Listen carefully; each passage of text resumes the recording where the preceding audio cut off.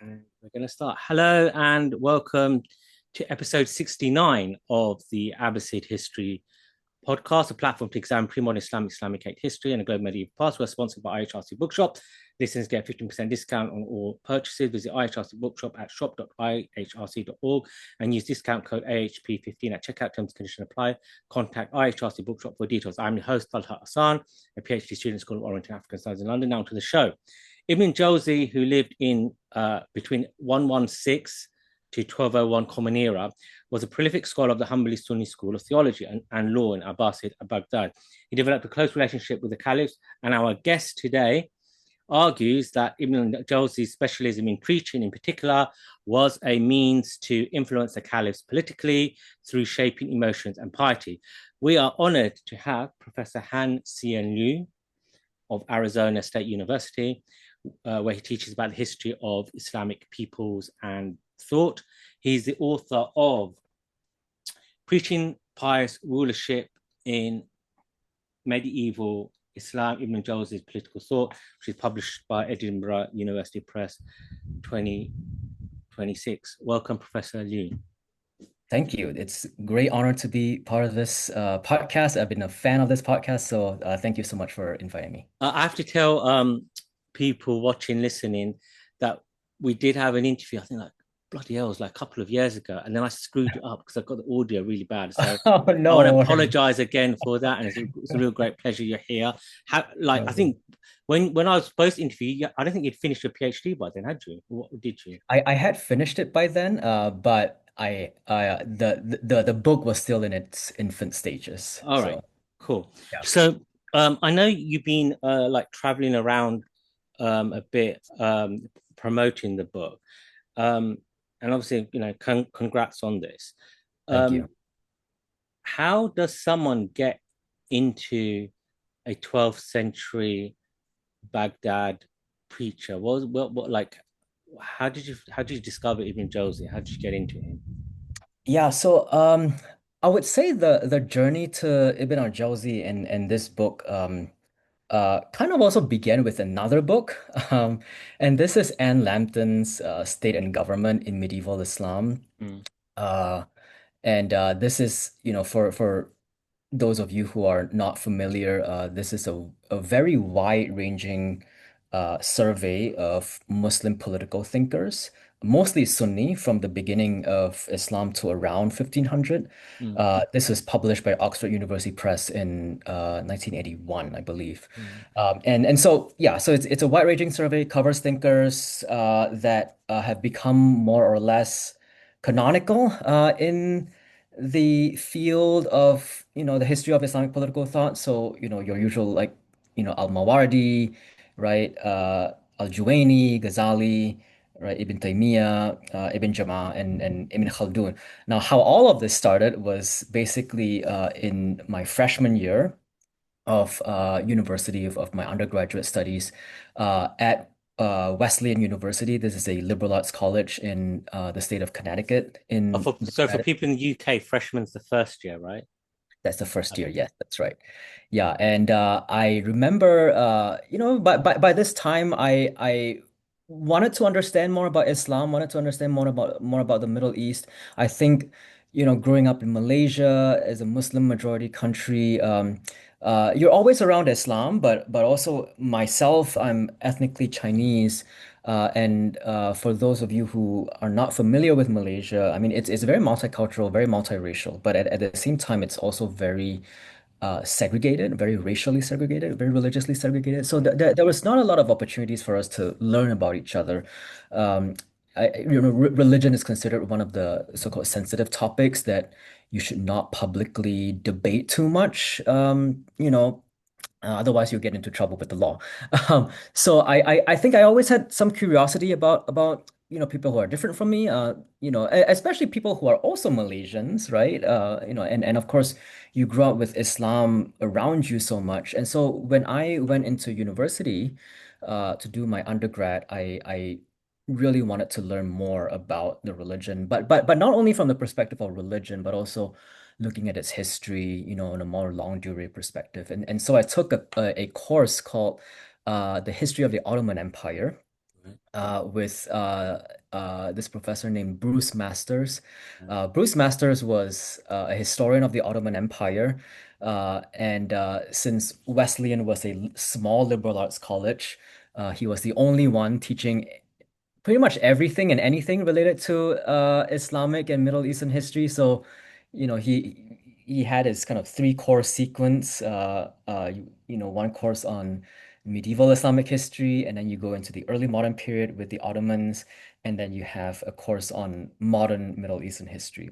Right. So I started by taking the Ottoman section of the course, and there was one lesson in particular, one class session. I think it was on the state and economy of the Ottoman Empire, and for about 10 minutes, Bruce Masters was talking about Ibn Khaldun, and he was talking about Ibn Khaldun's theory of history, right? So for those of you who are not familiar, this is this idea that history and politics move in cycles, right? Right. Instead of a kind of linear upward or downward trajectory, it moves in cycles. And for somebody who's totally not exposed to anything at all with Islamic thought and Islamic political thought, I was mind blown.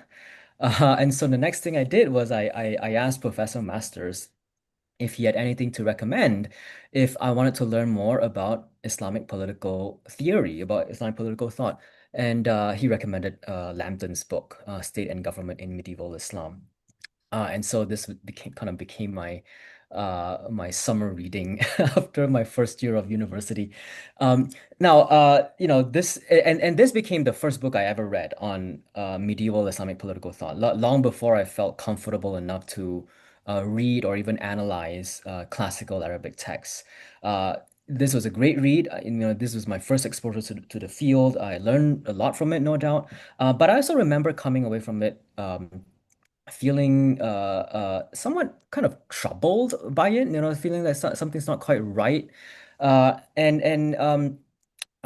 Basically it's kind of feeling kind of a bit troubled by Lambton's narrative of the history of Islamic political thought.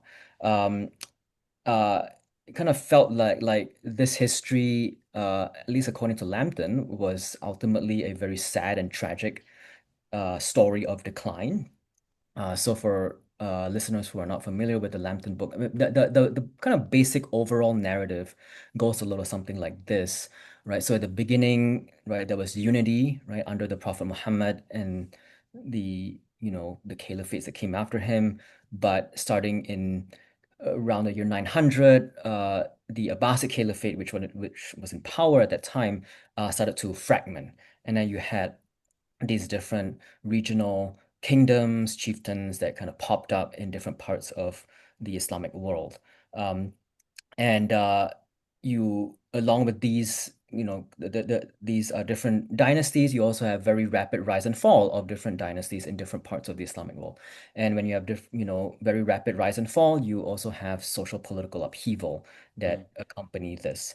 And so for Lambton, as social political upheaval became more frequent in the medieval Islamic world, Muslim thinkers gradually sacrificed the lofty ideals of the Sharia and supported a kind of absolutist rule Mm. in order to preserve social order, right? Which in turn led to, the adoption of a kind of political quietism as Mm. the kind of order of the day. So as a result, when you have unjust and sinful rulers, it was much better to say tolerate the tyrant than to disturb the peace by resisting. So you rather have a ruler that was unjust, that was a tyrant and not pious, than to have anarchy, right, or fitna, or as they say in Arabic. So it was overall a very might is right kind of interpretation of the history of Islamic political thought. Mm. And so I remember at that time just kind of wondering then, right, is this it, right, for medieval Islamic political thought, right? Is this all there is, right? Or is there, a different narrative Mm. to this? And then from Lambton, I would go on to read other, other kind of classics, right? By now, classics in the field. Uh, Books like Urban Rosenthal's Political Thought in Medieval Islam. This was published even way before in Mm, 1958, and then on to more recent works, say Patricia Crona's Medieval Islamic Political Thought, which mm, was also published by Edinburgh in 2004. And what I noticed with these works is that even when they have different sources, they approach their sources maybe in different ways. The bare bones of this decline narrative more or less stayed the same. And so I started my doctoral research with this very grand, ambitious plan to kind of challenge and overturn this tragic narrative of decline. I was very determined to do it by focusing on the late Abbasid period. I always found this period very interesting. So for those of you who are not familiar, this is the period from around the year 1000. This is the yeah, reign of the Caliph al-Qādir all the way to 1258, right, when the Mongols invaded the city of Baghdad and killed the last Abbasid caliph. Uh, to me, this was interesting because this was when the political structures and hierarchies of the Islamic world had greatly shifted. mm, You went from a singular universal caliphate to multiple dynasties that were in control of different parts of the Islamic world. yeah, The Abbasid Caliph, right, would go from the sole political and military power to being more like a moral and religious symbol right, for the Muslim community, especially the Sunni Muslim community. And so I remember that at that time, around the third year of my PhD, this was when you have to write your dissertation proposal, and I remember writing it to kind of challenge this narrative by excavating these so-called ignored voices right of this period, and I had this great plan to look at all these different genres. I said I was going to look at um, works like your juridical and theological writings, right? Your kalam, your fiqh writings, your tafsir, your works of Quranic exegesis. I was going to look at court writings. I was going to look at advice literature, right? wow. This is Emirs or Princes, and I even said I was going to look at poetry. Oh, And I remembered, you're laughing now, but remember at that time after I defended this proposal. My doctoral advisor at that time, my late doctoral advisor, Professor Roy Mottahedeh, told me, good luck with your 30-year project. And and of course, being this naive PhD student at that time, I did not take the hint. And what one fun fact about Roy Mottahedeh, he never tells you things explicitly. He just hints things at you. But I think that was a pretty obvious message. But even then, I did not really get his hint. And so after I defended the proposal, I started to read and read a lot. I read in Kalam, read in fiqh, Mirrors or Princes, different things. I ended up collecting a lot of notes. I remember having these like yellow notepads, the ones that you flip, and I would just scribble so much stuff on it. And I collected a lot of data, but then after like more than a year, about close to 2 years, I kind of realized that I have a lot of stuff, but I did not really have anything coherent to right, say about them. I did not have a kind of thread to weave them all together into a coherent body of work. yeah, Uh, I mean, granted, since then, they have, a lot of these notes have churned out, interesting conference papers and articles. But to write a dissertation and by extension a book, you kind of need a story to tell, mm, right? And I realized that I did not really have that. And so I kind of knew at that point that I had to restrict the scope a little bit. And the other thing that happened is that as I was reading, uh, I noticed I was reading a lot of works by jurists and theologians. mm, Right? These are your fuqaha and your mutakallimun. And I kind of got the sense that maybe this might is right narrative was not completely off the mark after all, especially if we look at the writings of jurists. right, Uh, and so I started to ask myself, even instead of completely overturning this whole narrative, uh, um, began to ask myself if perhaps, were there other ways in which pre-modern Muslims thought and wrote about politics? What did, for instance, Islamic political look like outside the kind of juridical and theological genres. And Right. this is where Ibn al-Jawzi came into the picture. I first encountered him in Roy Mottahedeh's seminar during my first year at Harvard. This was a seminar on Arabic biographers, geographers, and historians. And at that time, I had mainly encountered Ibn al-Jawzi as a historian who wrote the multi-volume history titled Muntazam, right? في تاريخ الأمم والملوك, right? The well-ordered history of nations and kings, right? This is his Right. translations. But as I did more research on the different sources, pretty much all my sources would circle me back to Ibn al-Jawzi. Uh, and I soon realized that although he's much better known today among us modern historians as a historian, but during his time, he was better known as a preacher, and also for his preaching, and also his role in the Hanbali school of law and theology. And so after reading more from him, I kind of gradually realized that, his political writings and, that I was dealing with a very different form of political vocabulary than what I had encountered when reading, uh, jurists like al-Ghazālī, Mm. for instance. So this is how I, kind of the story or the origin story of how I got to Ibn al-Jawzi in this book. We'll talk about Ibn Jawzi as a person Hmm. a little later. Um, in terms of um, contextualizing the book, Yep. um, I want to tell you how I like to approach what is called Islamic history. Over the years, I don't call it Islamic history anymore, and I know this sounds a little bit pedantic, Yeah. but like I always prefer to think of the history of something, and I prefer to think of it as a history of the caliphate.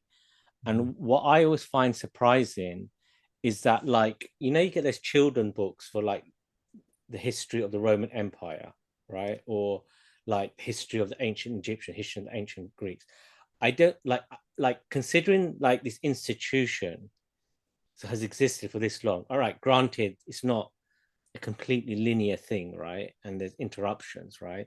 Mhm. The kind of the details change, but you've got like a general shape of something from the Rashidun, at least in the Sunni perspective, from the Rashidun until the last Ottoman Caliph. And so, like, I always like to give like the bigger context, because I just feel that when it comes to what's called Islamic history, I just feel like it always seems to be a little bit incongruent to this like bigger human story we learn growing up as children. I Right. don't know what it was like in Malaysia, but I guess like anyone who's subject to like an anglophone education will be told, yep, the universe began 14 billion years ago and Earth began 4.5 billion years ago, and then hominids came 2 million years ago, and then 300,000 years ago is like the beginnings of the first Homo sapiens, and Yeah. writing started 5,000 years ago. Right. And and um so I always like to locate like how does a caliphate sort of fit into that big human story, instead of it being some like curiosity in a little box that you find in children books that sort of like Yeah. off in the corner, is not considered like Yeah. part of the big thing. Yeah. With that being said, and it'd be good to hear your perspectives on this as well. Mm. So for me, when I look at the caliphate, I divide it into like the four parts: Rashidun, Umayyad, Abbasid, Ottomans, right? And then for the Abbasids, I go for Amir Benison's four, and I add on the shadow caliph. So I do Right. early phase up until al-Ma'mun. So obviously for those listening who Mhm. don't have like a clear idea, so you got Harun al-Rashid, got his two sons, Al-Amin, al-Ma'mun. They have their their little civil war, or the fourth fitna. Yeah. So that's phase one. It goes up to there. Then you have the middle phase. Then you have the Shia century. Right. Then you have the Sunni revival, which you and I are sort of a bit better au fait with. Yeah. And then the Sunni revival from al-Qādir up until the last Caliph of Baghdad, 1258. And then I include the shadow caliphs of Cairo. Yes. And then I know technically that the thing about the Ottomans taking over in 1517 is like a murky thing. Yeah. It just so adds a nice little coherence to the story. It's like how you learn about the kings and queens of England, right? I just don't understand why there isn't a children's book called The History of the Caliphs laid out like that. Yeah. Anyway, that's me trying to set a context before we start homing in. I don't know if you got any thoughts on that before you want to look at Ibn Jawzi's specific socio-political context. Yeah. That's very close to how I divide up the history of the caliphate as well. I mean, especially with the Abbasid caliphs. Um, uh, I I might have some differences, especially with your, your second and third phase. I I tend to see the period after al-Mutawakkil up to the move back to Baghdad as, say, one episode in itself. Right. And then after the move to Baghdad, uh, right, starting from I believe it was al-Mu'tadid, right, who moved it back to Baghdad, or was it al-Mu'tamid? I'm quite murky on these early caliphs. That to me represents a kind of brief revival of the caliphate again. And then, of course, you get to someone like al-Muqtadir, right, who is this, this spendthrift, completely ineffective caliph who just bankrupted the whole caliphate. And I think that itself began what you would call the Shiite century. Yeah. Right? Obviously, all the things are in inverted commas, but they're just like Yeah, convenient terms. exactly. Yeah. And then after that, right, would be the so-called Sunni revival, starting from al-Qādir going all the way up to 1258. Though that there are some historians who would further divide it as well, right, especially with someone like An-Nasir. I think An-Nasir himself, Right. according to some scholars, deserves like a period in itself. I mean, precisely because he just ruled for such a long time, for 40 years, but also because he was such an interesting and idiosyncratic caliph Right. and Right. ruler Right. in himself in the Islamic world. Not only caliph, but just a Muslim ruler. It was such an interesting character. So yeah, I would say that's how I kind of divide things up, but I think it's pretty close to what you had in mind. Yeah. So let's if we come to Ibn Jawzi before we start talking about this really fascinating, I think quite aggravating figure in my Yeah. opinion. Yes.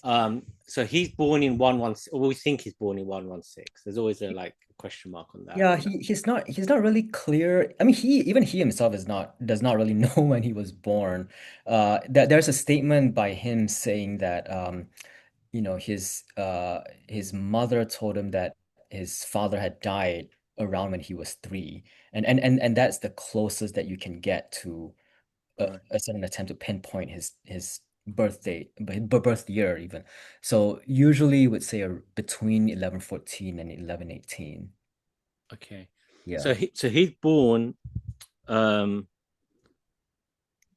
Let's guess. So he was born. So if we get like a sense of the political context and the intellectual context for everyone else. So I think most people listening would know the figure of Imām al-Ghazālī. So he died 111. Yes. You have the crusades happening in the background in the Levant.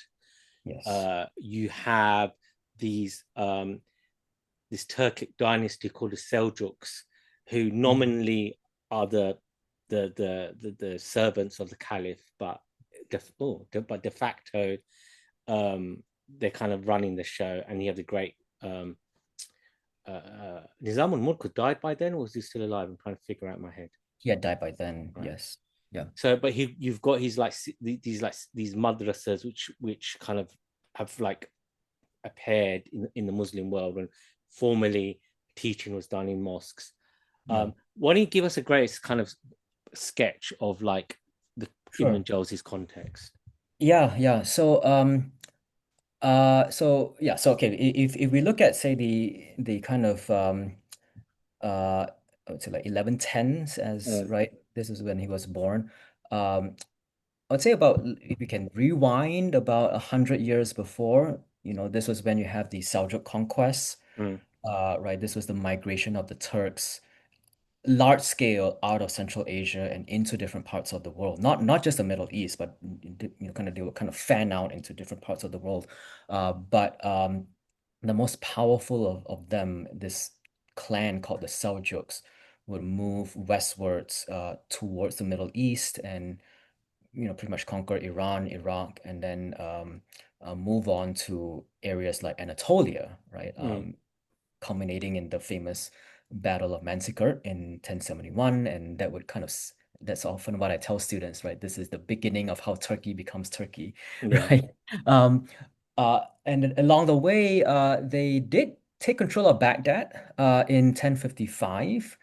Um, and interestingly enough, even though they took control of Baghdad, they did not uh, live in Baghdad.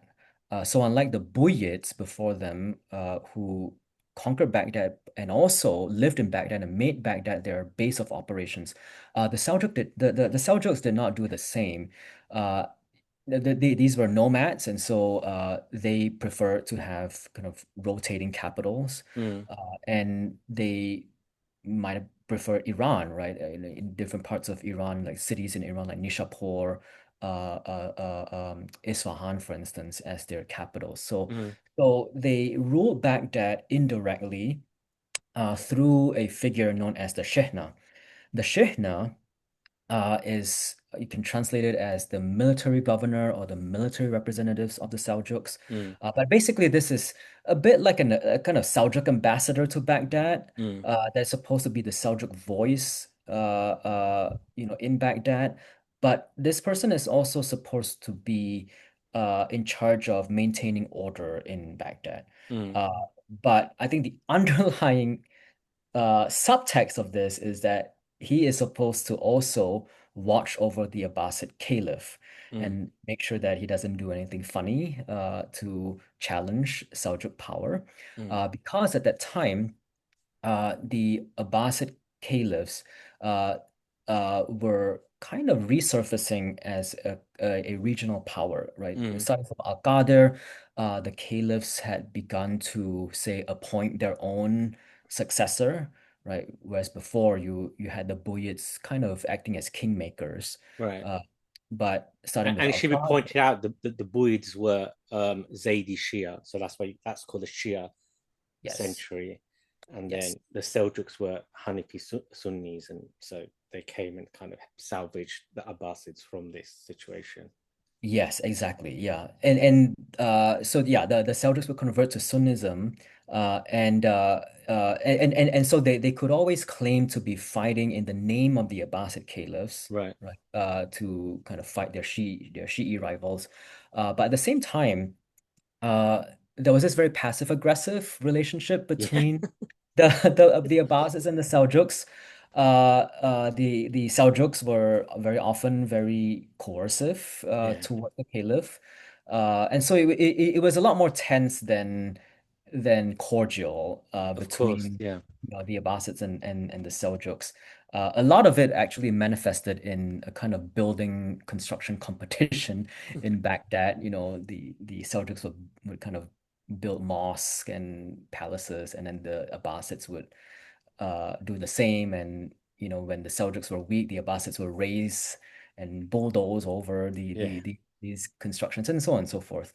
Uh, and so you have a pretty tense relationship between both sides. And when Ibn al-Jawzi was coming of age, say in the 1130s up to the 1150s, Yeah. uh, this was when you see this tension really boil out into the open, and it would erupt into, physical violence on both sides. You have wars and battles between the Abbasids and the Seljuks.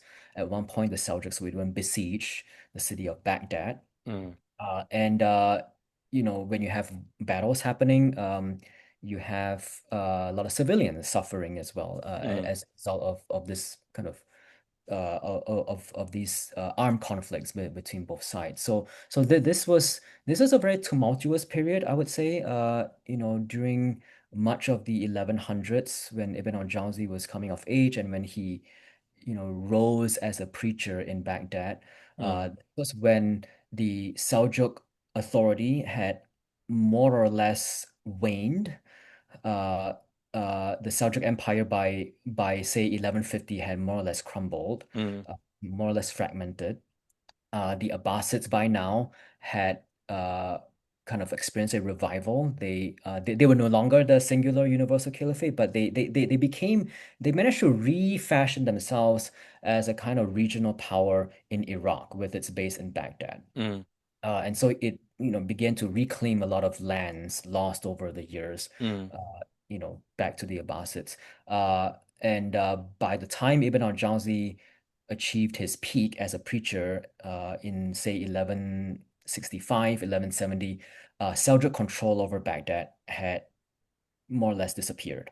The Shehna by now had been expelled by the Caliph, and so uh, by this time, the Abbasids had more or less regained full control of Baghdad, and Seljuk control had more or less faded by this time. And I think the other kind of thing, important thing happening in the background is this.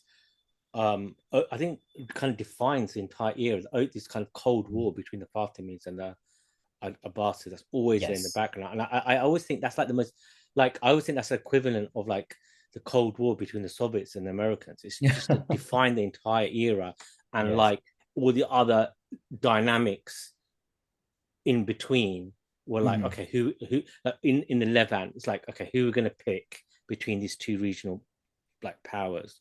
Do Yeah. you want to sketch that as well in terms of like because obviously within Yeah. Ibn Jawzi's lifetime we see the fall of the Fatimids under Yeah. the Ayyubids, so that was a massive event as well. Yeah. When you if you feel that gap, if you sketch that for us as well in terms of his background. Yeah, definitely. So yeah, the Fatimids, right, they came into power in the 800s, and in the ninth century they gained control. They gained control of Egypt, around I think 869 or something like that. And they established Cairo as their capital. So they really had their peak in the 10th century, I would say, and this is why many historians, I mean, this is part of the reason why many historians call this century the Shiite century, right? Because you have the Fatimids in control of Egypt and pretty much the whole of North Africa. And then you have the Buyids, which were in control of Iraq and Iran. And uh, uh, the Fatimids did have a number of interactions with the Buyids. There was competition between both sides, but at the same time, there was also a recognition that both sides were Shi'i at the same time. Uh, by the time you get to Ibn al-Jawzi's period in the 12th century, Fatimid power had begun to decline.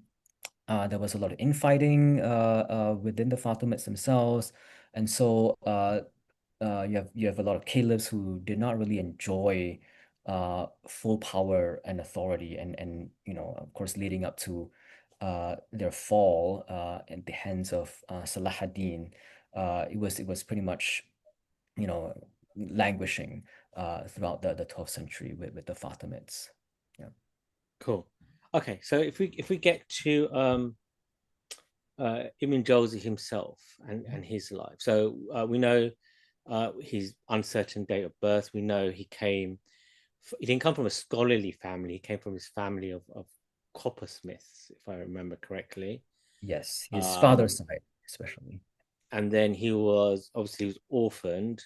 And then I think his uncle, who was a high, uh, he was a Hanbali scholar of some rank, took him under Mhm. his care. So why don't you take us up from there?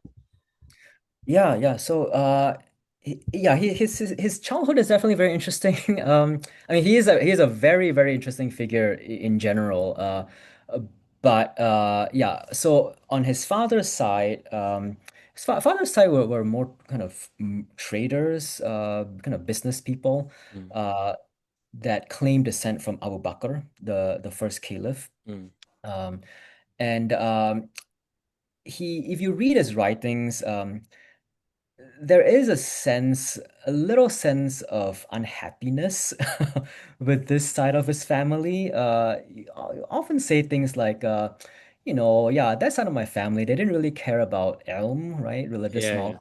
Whereas look at me, here I am trying to revive this kind of family tradition, since we go all the way back to Abu Bakr, right? yeah. So his father's side is not really very scholarly, but his mother's side, on the other hand, is pretty scholarly. Right.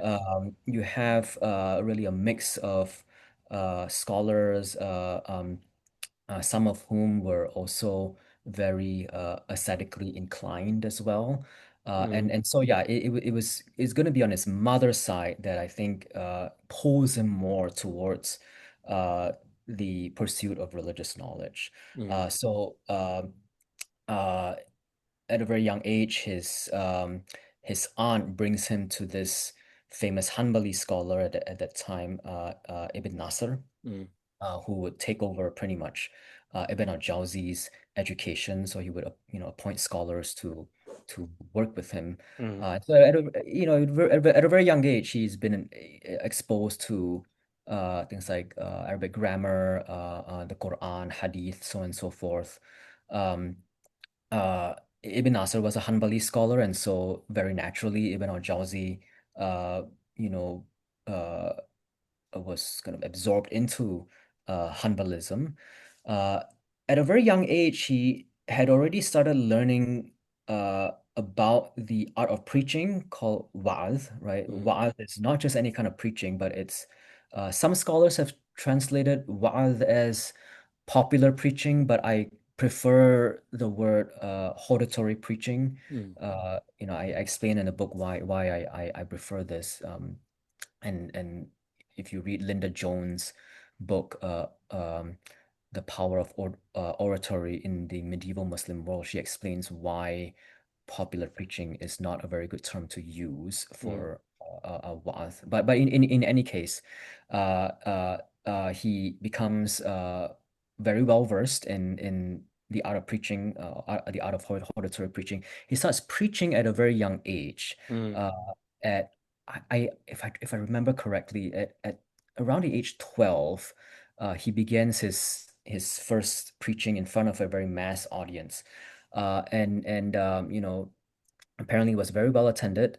And after that, he would go on to study, pretty much your standard subjects, right? For a Muslim religious scholar at that time, mm, right? You go to fiqh, right? And that of course hadith, and he would also continue on with wa'ath, mm, and especially under a Hanbali scholar named Ibn al-Zahuni, mm, at that time, who was also a theologian.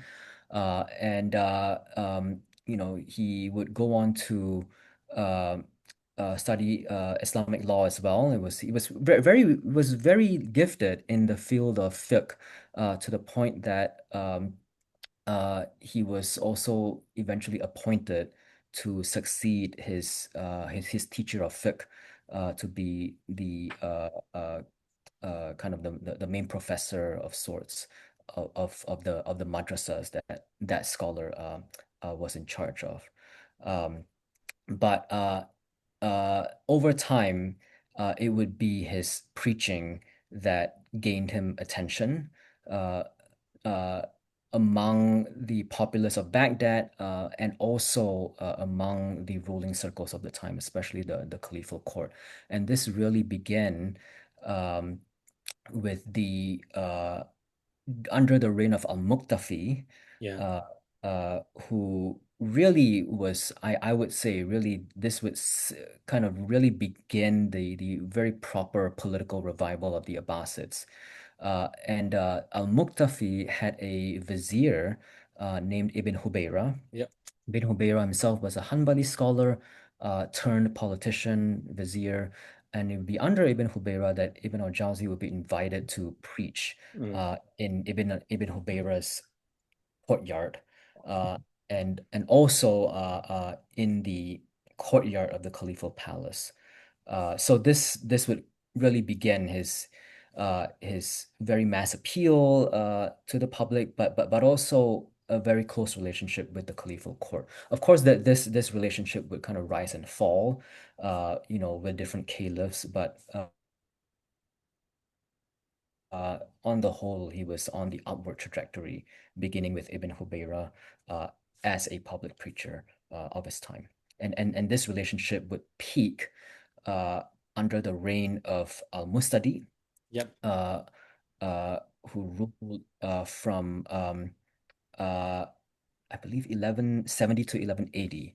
And this would be the peak of Ibn al-Jawzi's preaching career, where you if you read the Muntazam, you would hear you would come across different anecdotes of him preaching in the big courtyard of the Mm. Caliph palace.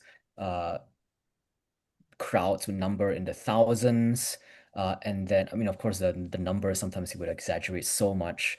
But suffice to say that these were very huge crowds, Yeah. and very often the caliph would also be in attendance. But the caliph would not be in attendance in the crowd, but he would sit on his balcony, Mm.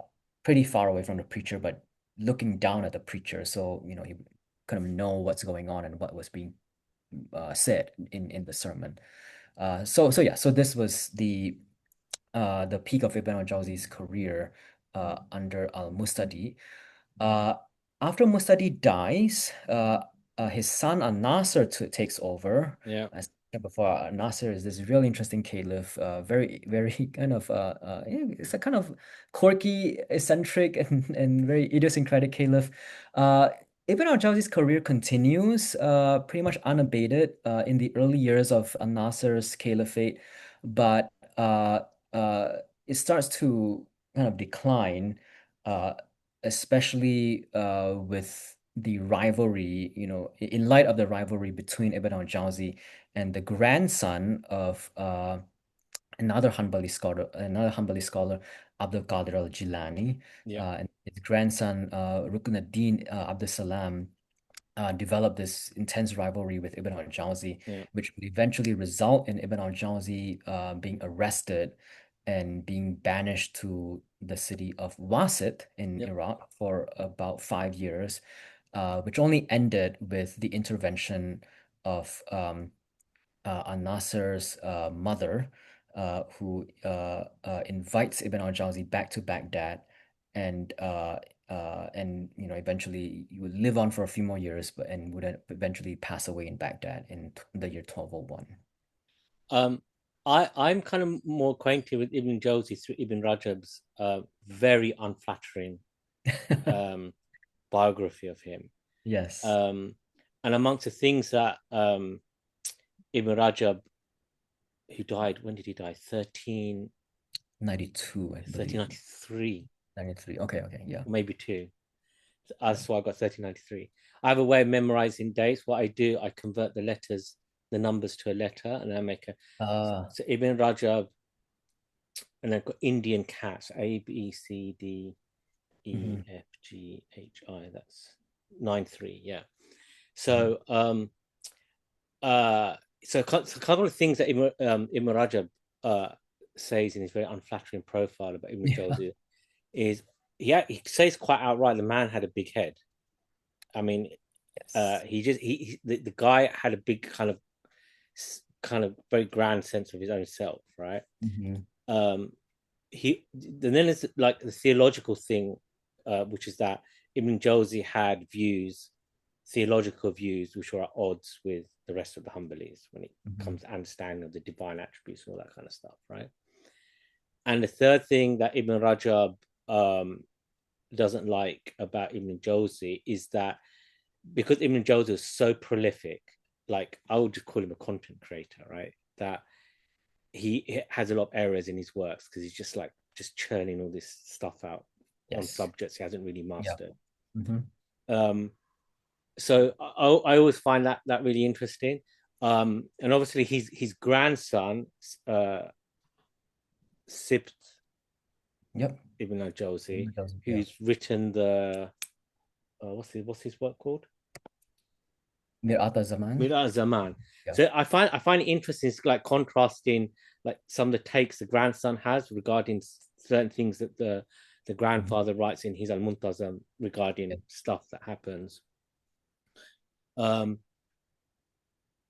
I also find fascinating this antipathy between Ibn Jawzi and Abdul Qadir al-Jilani. So Abdul Qadir al-Jilani died 1165, Yeah, yeah, I believe and then so. Ibn Hubayrath died after him, didn't he, in 1166, if I'm not Yeah. mistaken.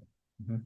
Um, and um, so that's always been like I always like try to understand like why did he have this antipathy towards him, right? Like, Mhm. was it like personal? Was it like they just had different ways of like approaching these like Yeah, big issues? yeah, Um, so I don't know if you. Oh, and also the other thing is that because he's so prolific, I just wondered how you yeah. managed to get on top of all these writings and stuff. Because it seems to me up Right, until right. now, no one's Yeah. kind of like sorted out like a good solid bibliography of his works, what's published as Mhm. well as what's unpublished, as well as like stuff that's been lost. So I don't know if you have any Mhm. like thoughts or chucked a lot on things at you, if you want to respond to that. Yeah, yeah. Yeah, I mean, there's a lot to unpack here. But yeah, I think we can start with Ibn Rajab, right? And Yeah. what you mentioned about Ibn Rajab's criticisms of him. Th- a lot of a lot of Ibn Rajab's criticisms of Ibn al-Jawzi uh, is actually taken from al-Dhahabī. If you read al-Dhahabī's biography of Ibn al-Jawzi in Tarikh al-Islam, Right. uh, uh, he mentions, yeah, he mentions about Ibn al-Jawzi's very, very um, hostile attitudes towards his opponents. Uh, yeah, so this was somebody who did not take any prisoners. If you offended him, uh, personally or intellectually, be prepared to be scorched Yeah. in his writings. And so, I mean, in a way, he would be what we today would call a very bad colleague, right? He was very. I mean, he's definitely not gracious towards his enemies. Yeah. Uh, I in the final chapter of the book, I focus on a treatise on the cursing of Yazid, and this is a polemic against another Hanbali colleague named Abdul Muhith. And the beginning of the treatise is very, very much a takedown, personal and intellectually of Abdul Muhith. This is somebody who is very, very can be very, very hostile, very aggressive towards his enemies. Um, Zahabi also says that, yeah, like what you mentioned a bit, Ibn Rajab, right? He makes a lot of mistakes. Ibn Zahabi says that, for somebody who wrote a lot, you have a lot of mistakes. He has a lot of mistakes in his writings. Mm. And I, I mean, perhaps this is true, for somebody who was so prolific. Uh, a lot of he in a way I would say he was trying to fashion himself as perhaps the Ghazali of his time. Oh, you really? know Interesting. uh he did after all write a an abridgment of the Yeah. Ihya Ulumuddin, uh where he says, it's supposed to be an improvement of Ghazali's. Right. Right. And yeah, in many respects, he really wanted to see himself as, another mujaddid, right, of his period. Right. Though of course he does not have, I mean, his writings do not show the kind of sophistication that Mm. you see with someone like Ghazali. Mm. Mm. Um, and in and so but th th there's always this interact, kind of this engagement with Ghazali's writings in several of his works. Right. In the Talbis Iblis as well, right? Ghazali becomes one of his main targets of criticism, Right. right? Especially with regards to Sufism. Um, but I think a lot of the conflicts that he had with uh, the Hanbalis of his time and also in general the traditionalist scholars of his time and after him, be they Hanbalis or Shafi'is or Hanafis, was over the topic of anthropomorphism. Mm. Um, and this is on the question of what do we do with the kind of descriptions of the bodily attributes of God in the Quran as well as in Hadith. And Most Hanbalis of Ibn al-Jawzi's time are prepared to accept the reports for what they are, right? On Allah's eyes, right? God's eyes, God's hands, so on and so forth. Um, in Hadith as well as in the Quran.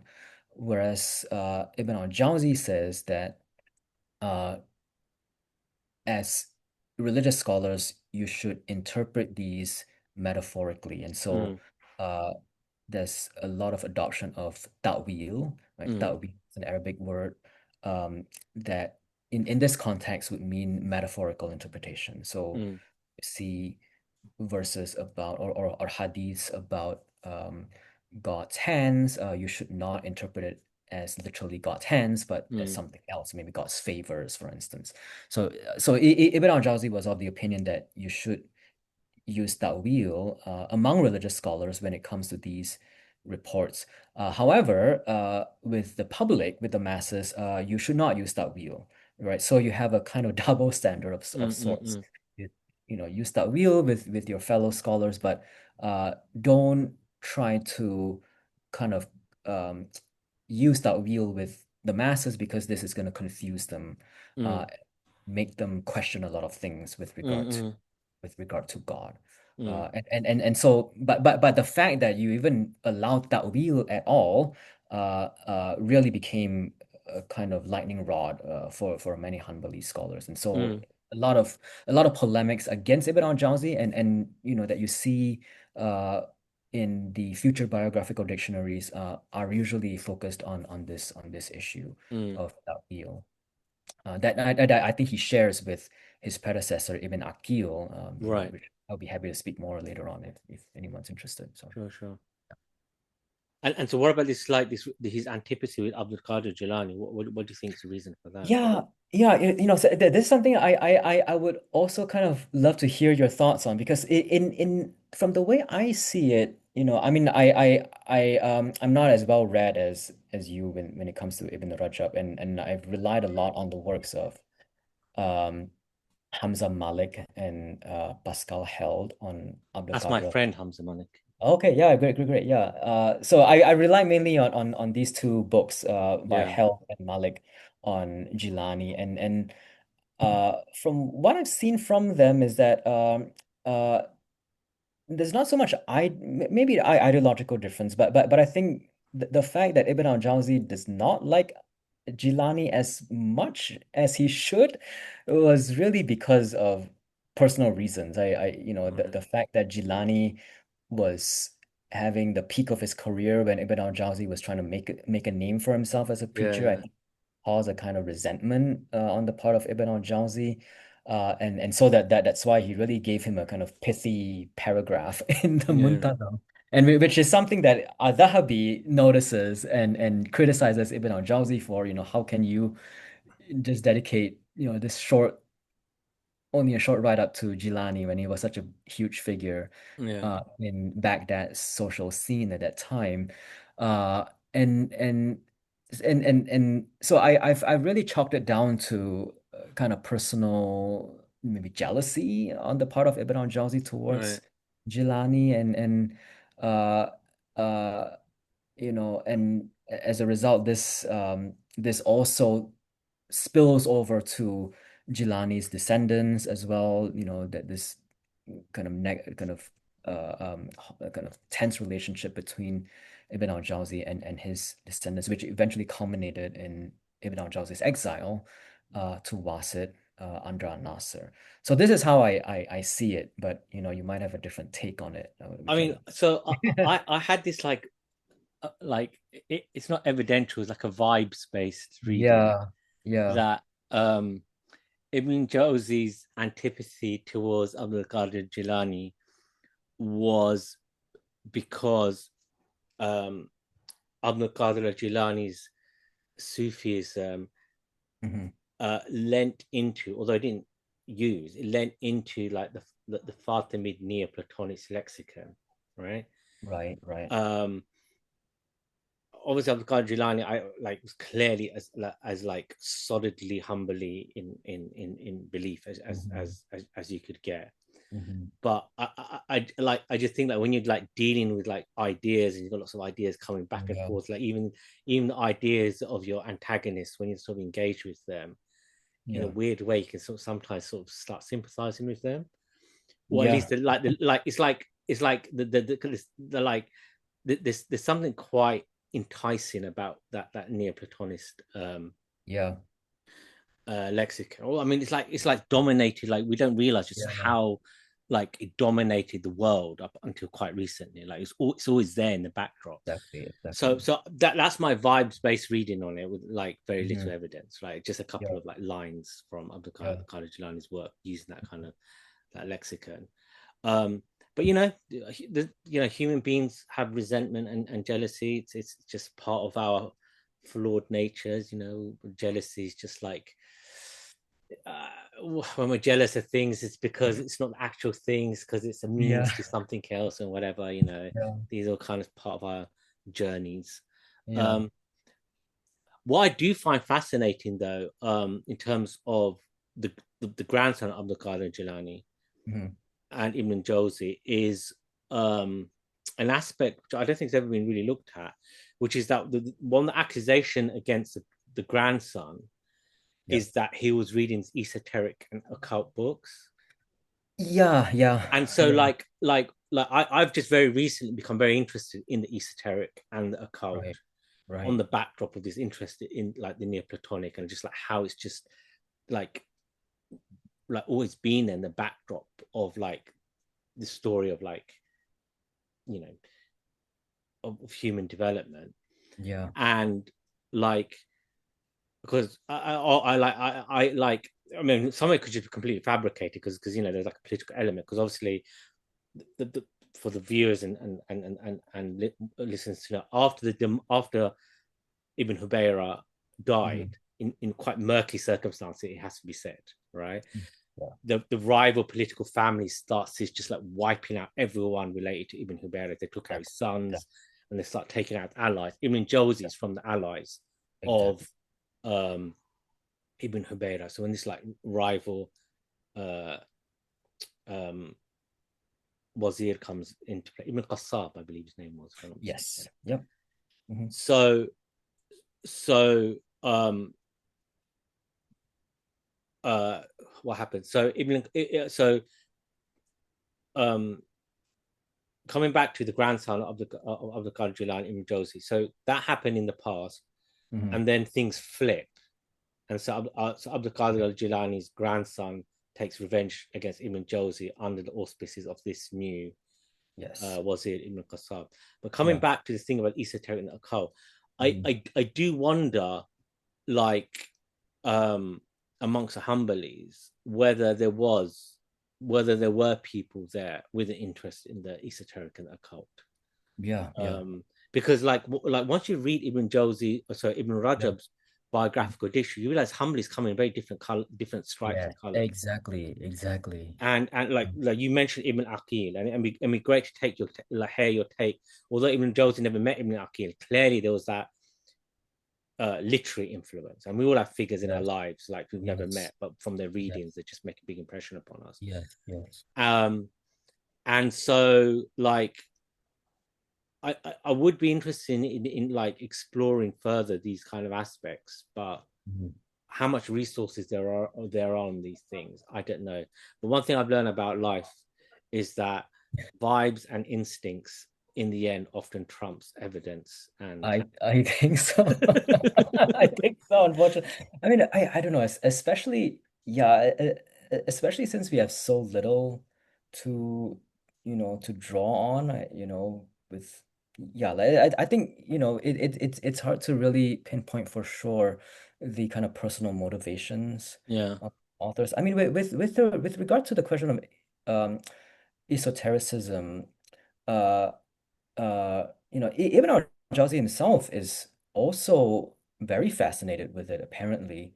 Oh yeah. Uh, he did he did write a treatise called Bahr al-Dumu, the Sea of Tears, which is essentially a Sufi treatise on the different basically a treatise on Sufi theory, basically, Mm, on how one achieves these different ranks and stations and eventually gets to God and Ma'rifah and stuff like that, and you achieve the watched and all that kind of stuff that you would see in Sufi works. So he is very well acquainted with this and perhaps pretty fascinated with it.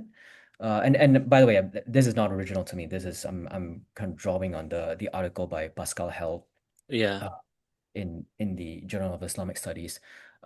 Now, of course, we can always question what is his motivation in writing a treatise like that, because Ibn al-Jawzi wrote in so many different genres that, you know, is as if, he's trying to have a hand in all these different fields, right?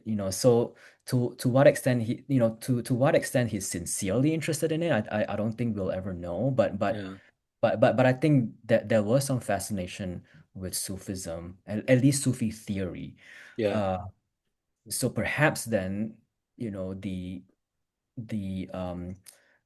his antagonism towards Sufism is not so much with regard to their esoteric theories, but more on what he saw in public, with the Sufis begging in mosques that he Mm, really hates, and Sufis wearing, these tattered clothing just yeah. for Yeah. so he complains I think a lot of his complaints in Talbis Iblis and in Sayyid al-Khatir is very much focused on the kind of outer social manifestations of Sufism that he sees.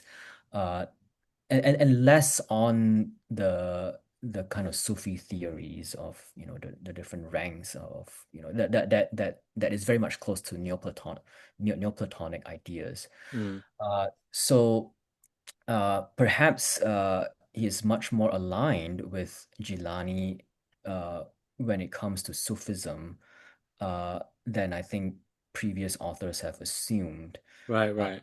so then maybe that there is other issues about Jilani that bother Ibn al-Jawzi besides, his Sufism, I would think.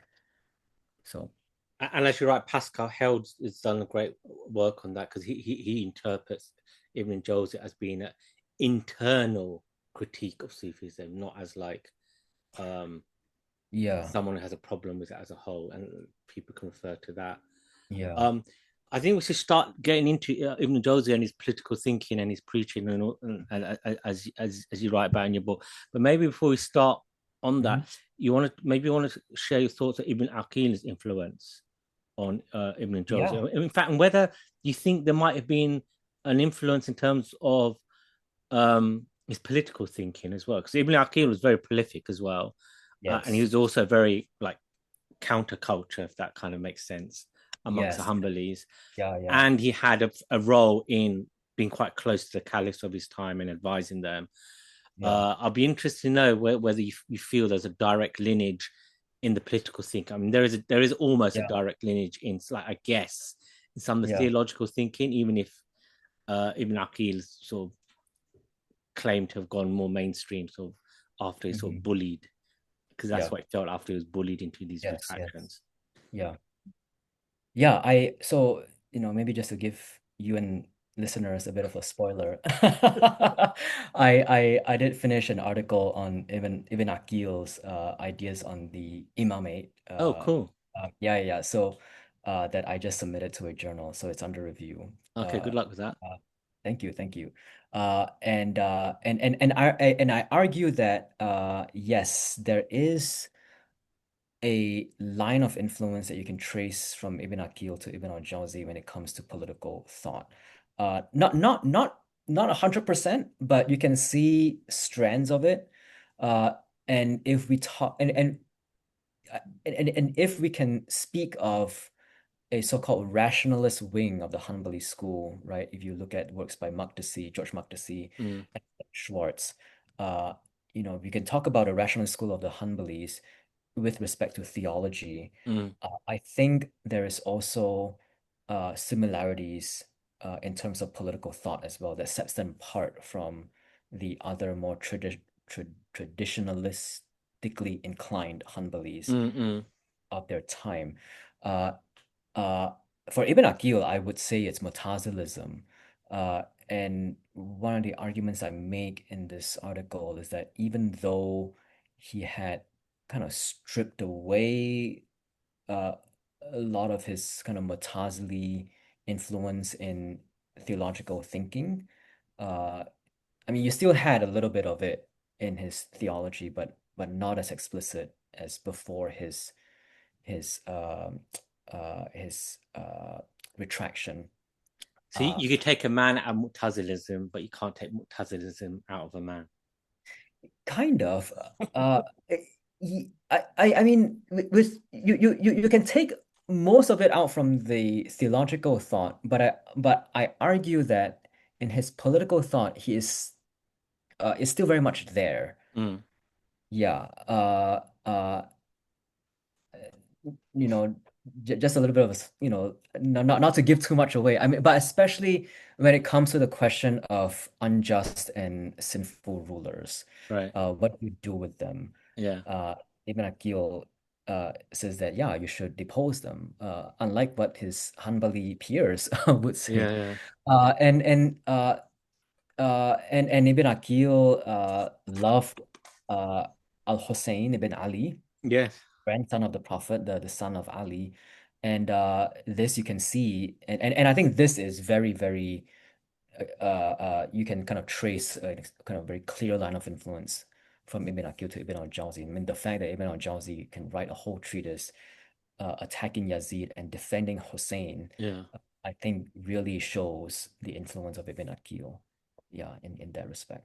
So, Right. Okay. So one of the really great chapters in your book is that you do this nice like summary of like Sunni ideas when it comes to like questions about political legitimacy and when you can rebel and right. like whether you should just be patient with a bad ruler. But Yeah. you wanted to challenge this idea that basically like later Sunnis just said, oh whatever, might is right, and you just got just put up with it. So let's come to we're gonna have to like summarize like your entire book. That's like quarter of an hour. But um there's a couple of things. So you use this analytic unit about emotions, and Oh, yes, yes. I want some clarity on that because Sure. it's really interesting. And also it kind of I saw Dr. Muhammad al-Marhab like a couple of weeks ago Okay. on campus, and he was like, we're just talking about like how like when it comes to looking at Islamic history, like it can be really like perhaps infantile is too strong a word, but let's just use it for the time being. Like Mhm. you find this almost lack of sophistications, like because in his book on the unnecessary caliph, he's using obviously Quentin Yeah. Skinner, and Yeah. he's saying, look, like if you look at medieval English history, you got all these like interesting takes on like Mhm. on the same figure or era, but when Yeah. it comes to like so-called Islamic history, it's like there's that lack of like sophistication.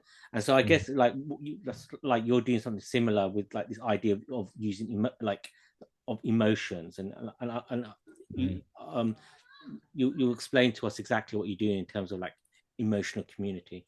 So you have that, and then you talk about how Ibn Jawzi is using his preaching per se Mhm. as a form of um political shaping.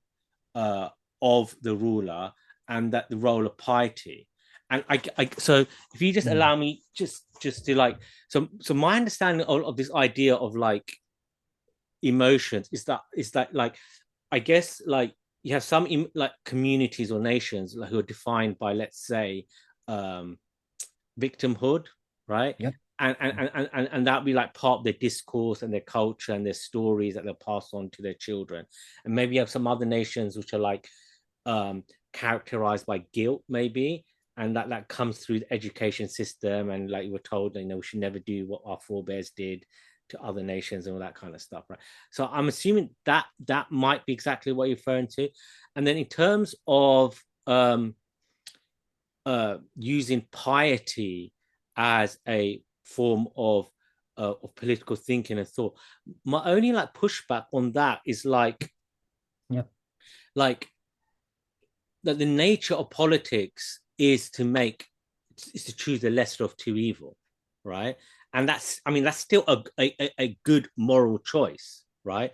So like the way I think of it is like the scholar chooses between good and bad, the saint chooses between good and better, and the statesman chooses between bad and worse, right? Right. But like in front of God, Yes, maybe on the yes. day of judgment, maybe it was a statesman who like Yeah. massacred a whole village as a lesser of two evil, but with Yes. full like with clear conscience, had to do that to save millions of more people. Maybe they have the higher rank than the saint and the scholar.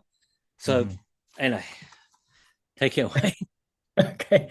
Okay. So which do you want me to talk So if you about explain this first? thing about the emotions, because that's Emotions. like Okay. Yes. that's like your analytical lens, and Yes. I Yes. just want to Yes. make sure I understood that correctly. Yes. Yes. Yeah. So with emotions in this book, I basically am kind of taking my cue from this field of study in history called the history of emotions. Right.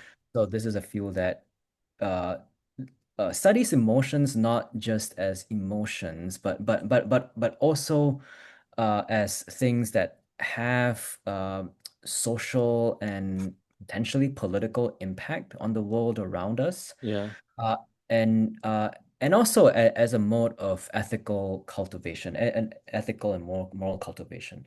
Um, so in a sense, emotions, let's say when you say something like, when you say something to another person or a group of people, I Mm. am angry, right? You're not just, so according to this scholar named William Reddy, Mm. he says that when you say I am angry, you're not just expressing an emotion, right? You're not just talking about yourself, but this statement, I am angry, impacts the people around you, Mm. right? It makes them do things, right? I mean, makes you do things, right? But could also make other people do things, right? And when this happens, it means that emotions are not just internal, but they also have um, impact on the world around you. Mm. And when you read this large, you would see that emotions could drive certain historical forces. And so for Reddy, that's how he interprets events like the French Revolution, right? So for him, you know, he reads the French Revolution as uh, a kind of conflict between different kinds of emotions. Mm. Eventually, it'll be the kind of the emotions of the masses that triumphs over the emotions of the royal courts, Mm. in the sense. So that this is the very kind of basis on what I'm drawing on, Mm. scholars like Reddy and then Barbara Rosenwein, Monique Shear. And this has also more recently um, been studied more in pre-modern Islam, right, with works by Karen Bauer, Nancy Khalik, and also Paul Heck, Mm. and emotions in Islamic history.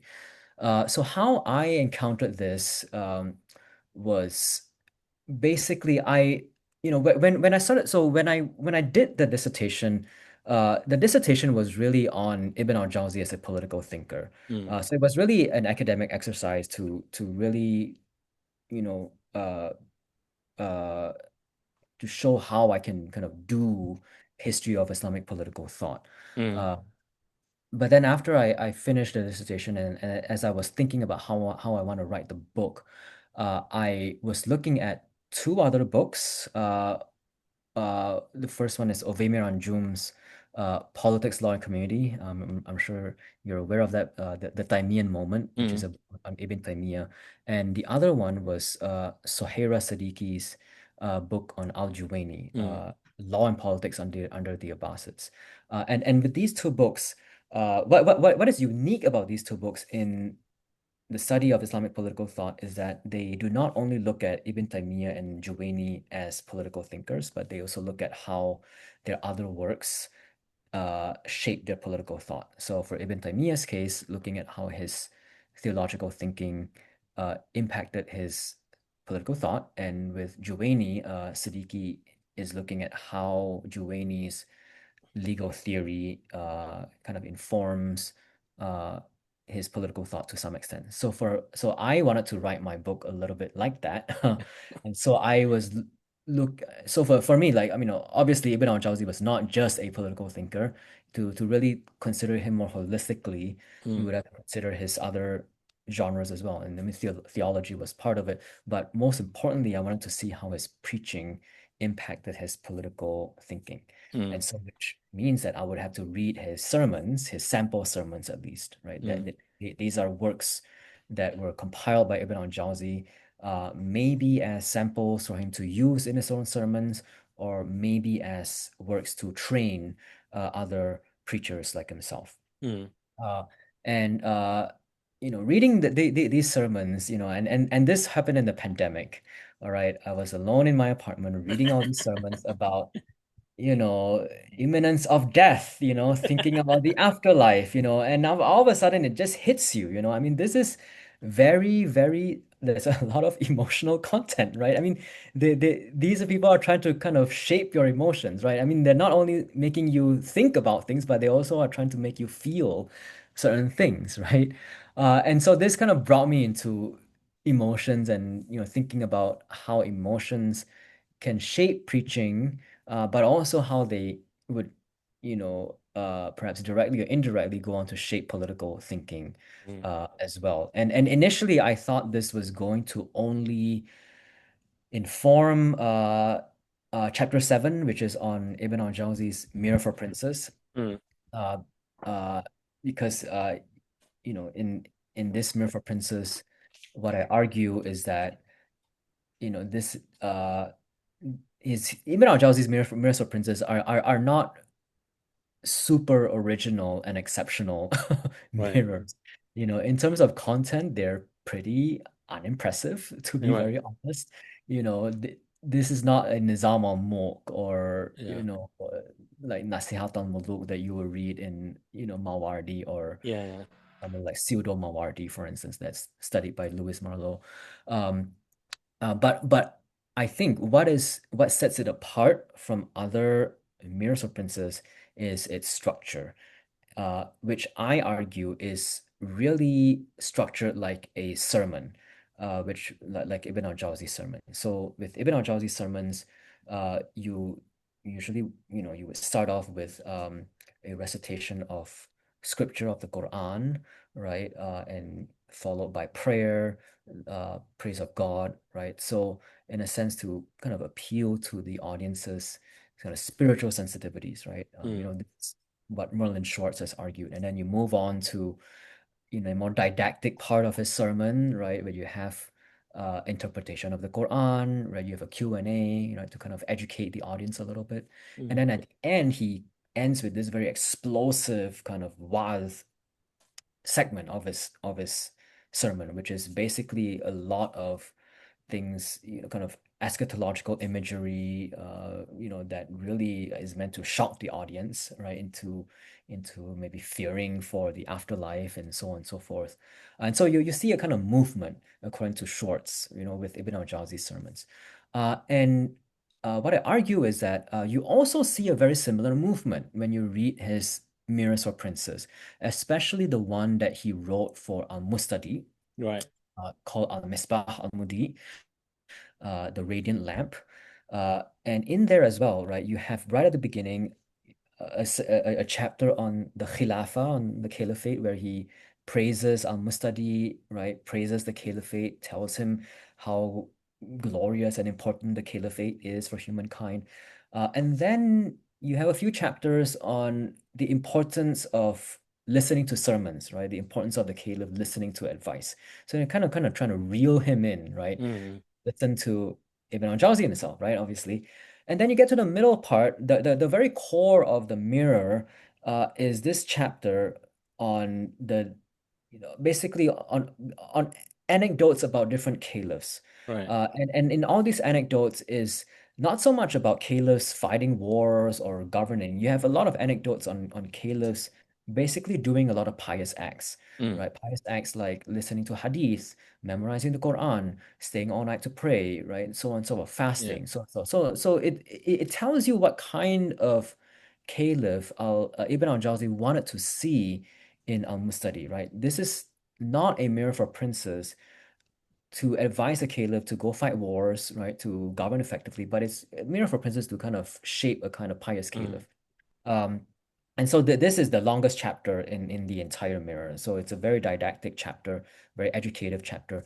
And then what is interesting is that in the penultimate chapter, you get this wa'az section, which is very explosive. You have, anecdotes of the Prophet Muhammad himself, right, pleading to God, right, to be merciful on him, to make sure that his pangs of death, right, the sakarat al-maut is not as intense as it usually is, right? You have people being so scared that they would sweat, and their sweat would kind of sink into the earth and then fill up to their ears, and you have graves kind of gripping people's chests to the point that they suffocate, so on and so forth. So very explosive imagery that I find is quite surprising to appear in a Mirrors of Princes. I mean, pretty risky, right, for somebody to write like that to a caliph. But nevertheless, you see it in the Misbah al-Mudi, but in a sense, it kind of parallels the kind of what I call the emotional movement that you see in Ibn al-Jawzi's sermons, right? So that's the chapter that I begin, right, working on emotions and looking at, potentially looking at this work through the lens of the history of emotions. But what I found out later on as I read Ibn al-Jawzi's sermons and then going on to read his biographies of caliphs is that these kind of emotional education that you get in his sermons can also be found in his biographies of caliphs. So you have a lot of caliphs weeping, talking about, fear of God, right? Taqwa, fear of death, anxiety over the afterlife, over their fate on the Yawm al-Qiyamah, right? The day of resurrection. So, in a sense, emotions is not only in the Mirrors of Princes, but also permeates his other political writings as well, especially his biographies of caliphs. And this is not only in the Muntazam, but if you read his seerah of the two Omars, right, especially the seerah of Omar II, Omar ibn Abdulaziz, lots of material on Omar II, weeping about different things, weeping about weeping when he reads the Quran, weeping when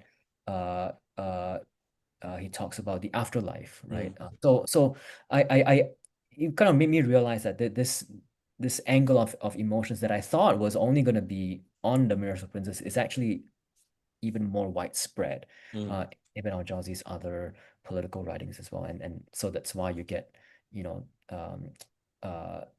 this relationship between emotions preaching and political thinking. And he took. We've got about less than 10 minutes left. Oh dear. Okay. And of course, people can look at this to see ideas more in detail. Before we come to sort of penultimate questions, just carrying on this thing about the preaching, the shaping of the emotions. You talk about this thing called tactful preaching, talattuf. Yes. Explain what that is.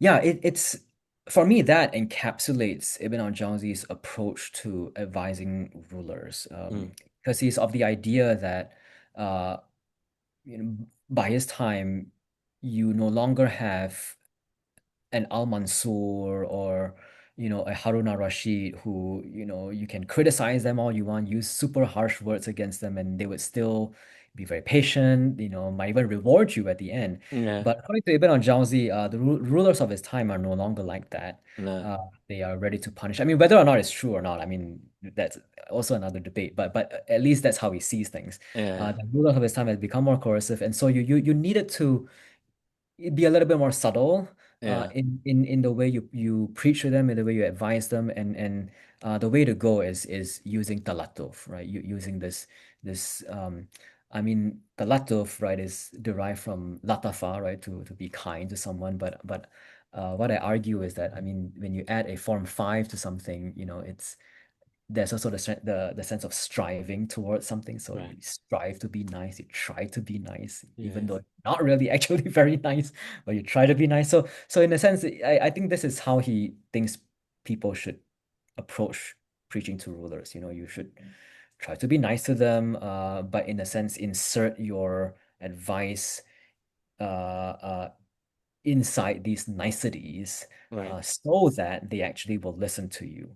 In a sense, the kind of pragmatism on the part of the preacher to ensure that their message gets through and that that their moral reform can actually happen. Right. And I guess that's he's trying to achieve this balance in that Sunni range of thinking between complete aloofness and outright Mm. rebellion. Yes, Okay. yes. Well, look, I think that's we've had a really great introduction to the life of Ibn Jawzi and his political thinking, and it makes us start thinking about what is Islamic about Islamic political thought, like Mm. what is what like without like political thought by itself, without being called Islamic, what is it then? Yeah, All that yeah, kind of stuff, which I yeah. guess I hope we can sort of discuss another time. Before we end, I thought we want to end with something a bit more like light-hearted. So we're thinking about before we came on air, Yeah. if you had like a dinner party and you could invite three guests from history, who would they be? I mean, I guess if you wanted an explosive one, it would be like Ibn Jawzi, Abdul Qadir, al-Jīlānī, and Nasr. I mean, definitely. I definitely want to see Ibn Taymiyyah and Ibn al-Jawzi at the same table. Oh wow. I mean, they're different in so many ways, and Ibn Taymiyyah engages with Ibn al-Jawzi to some extent. But he's uh, you know, and I think he said something like uh, I think it's. Something like it's just something like al-Ash'ari is even more Hanbali than Ibn Aqil and Ibn al-Jawzi, something like that, right? So I would kind of love to see both of them at the table, to some extent. Um, the third one, let me think. My gosh, this is such a hard decision. Um, I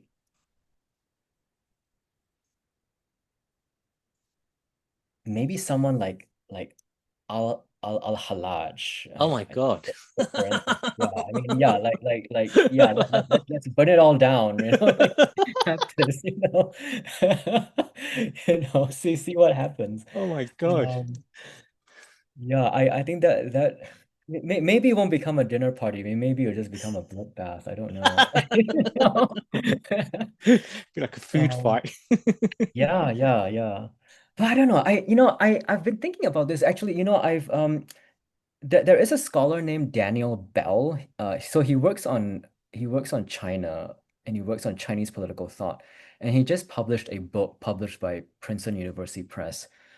Basically, um, it's basically shaped like a conversation between different Chinese thinkers, so like Confucius, Mencius, Xunzi, Zhuangzi, these figures, and he kind of puts them into conversation with each other. So it's framed in dialogue format, And it's on different topics, right?